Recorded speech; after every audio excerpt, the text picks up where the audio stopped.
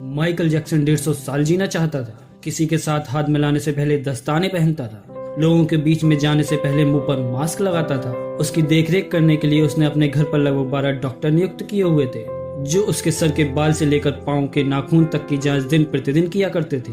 उसका खाना लेबोरेटरी में चेक होने के बाद उसे खिलाया जाता था। उसे व्यायाम कराने के लिए 15 लोगों को रखा हुआ था। उसने 1987 में प्लास्टिक सर्जरी करवाकर अपनी त्वचा को गोरा बनवा लिया था। अपने काले माँ बाप और काले दोस्तों को भी उसने छोड़ दिया। गोरा होने के बाद उसने गोरे माँ बाप को किराए पर लिया और अपने दोस्त भी गोरे बनाए। शादी भी गोरी औरतों के साथ की। नवंबर 15 को माइकल ने अपनी नर्स डेबी रॉ से विवाह किया, जिसने प्रिंस माइकल जैक्सन जूनियर और पेरिस माइकल कैथरीन को जन्म दिया। वह 150 साल तक जीने के लक्ष्य को लेकर चल रहा था। हमेशा ऑक्सीजन वाले बेड पर सोता था।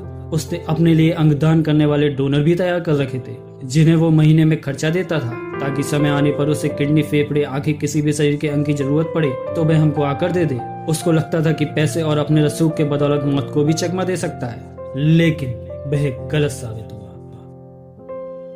25 जून 2009 को उसके दिल की धड़कन रुकने लगी। उसके घर पर 12 डॉक्टर उसकी मौजूदगी में हालत काबू पर नहीं ला पाए। सारे शहर के डॉक्टर उसके घर पर जमा हो गए, वह भी उसे नहीं बचा पाए। उसने 25 साल तक बिना डॉक्टर से पूछे कुछ नहीं खाया। 50 साल तक आते आते वह पतन के करीब पहुंच गया था और जून 25, 2009 को वह इस दुनिया से चला गया। जिसने अपने लिए 150 साल जीने के इंतजाम कर रखे थे, उसका इंतजाम धरा का धरा रह गया। दोस्तों, जब उसकी बॉडी का पोस्टमार्टम हुआ तो डॉक्टर ने बताया कि उसका शरीर हड्डियों का ढांचा बन चुका था। उसका सिर गंजा था, उसके शरीर में हड्डियां टूट चुकी थी, उसके शरीर पर कई सर्जरी के निशान थे। प्लास्टिक सर्जरी के कारण होने वाले दर्द से छुटकारा पाने के लिए एंटीबायोटिक वाले दर्जनों इंजेक्शन उसे दिन में लेने पड़ते थे। माइकल जैक्सन की अंतिम यात्रा को लगभग 2.5 अरब लोगों ने लाइव देखा था। यह तब तक की सबसे ज्यादा देखी जाने वाली लाइव ब्रॉडकास्ट है। माइकल जैक्सन की मृत्यु के दिन यानी 25 जून 2009 को 3:15 पर विकिपीडिया, ट्विटर और इंस्टा मैसेंजर सभी क्रैश हो गए थे। उसकी मौत की खबर का पता चलते ही गूगल पर 8 लाख लोगों ने माइकल जैक्सन को सर्च किया। ज्यादा सर्च होने के कारण गूगल पर सबसे ज्यादा ट्रैफिक जाम हुआ था और गूगल क्रैश हो गया। 2.5 घंटे तक गूगल काम नहीं कर पाया। मौत को चकमा देने की सोच रखने वाले हमेशा मुंह से चकमा खा जाते हैं। दोस्तों, कुल मिलाकर सार यही है कि बनावटी दुनिया के बनावटी लोग कुदरती मौत की बजाय बनावटी मौत मरते हैं। क्यों करते हो गुरूर अपने 4 दिन के ठाट पर? मुट्ठी भी खाली रहेगी जब पहुंचोगे घाट पर। क्या हम builders, interior designers, caterers, decorators के लिए कमा रहे हैं? दोस्तों, हम बड़े बड़े कीमती मकान और बेहद खर्चीली शादियों से किसे इम्प्रेस करना चाहते हैं? क्या आपको याद है कि 2 दिन पहले किसकी शादी में आपने क्या खाया था? जीवन के प्रारंभिक वर्षों में क्यों हम पशुओं की तरह काम करते रहते हैं और काम में जुटे रहते हैं? कितनी पीढ़ियों के खान पान और लालन पालन की व्यवस्था हम करना चाहते हैं? हम में से अधिकांश लोगों के 2 बच्चे हैं, बहुत का तो सिर्फ 1 ही बच्चा है। हमारी जरूरत कितनी है और हम कितना पाना चाहते हैं, इसके बारे में जरा सोचिए। कि हमारी अगली पीढ़ी कमाने में सक्षम नहीं है जो हम उनके लिए ज्यादा से ज्यादा सेविंग कर देना चाहते हैं? क्या हम सप्ताह में 1.5 दिन अपने मित्रों, अपने परिवार और अपने लिए स्पेयर नहीं कर सकते? क्या आप अपनी मासिक आय का 5% अपने आनंद के लिए, अपनी खुशी के लिए खर्च करते हैं?